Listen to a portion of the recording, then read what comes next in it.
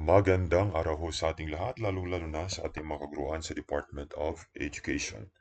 Last Wednesday ho, nagpalabas ang Department of Education ang Department Memorandum number 24 Series of 2025 tungkol ito sa administration sa National Achievement Test for Grade 6 students for school year 2024 to 2025. So kailan ho ba gaganapin ang NAT or National Achievement Test ng Grade 6? Ito ay magaganap on March 31 and April 1 to 4. So yun ho ang window, testing window para sa mga grade 6 students. So, sino ba yung mag-take ng NAT? Of course, lahat ng mga grade 6 enrolled for this school year. Ang NAT ho ay ito ho ay will be administered on a paper-based modality to all the regional offices.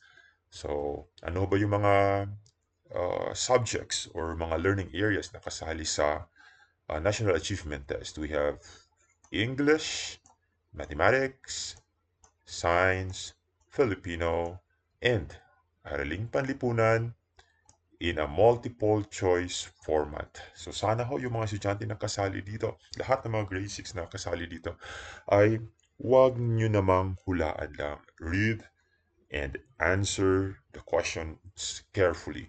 So, yung language na gagamitin, English for English, Science and Mathematics, ESM, at saka Filipino naman for Filipino and Araling Panlipunan.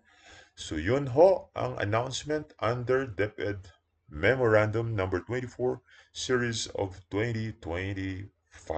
Okay? So good luck sa lahat ng mga teachers.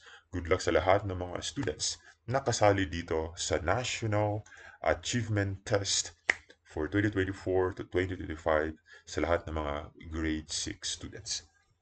Good luck, magandang araw sa lahat.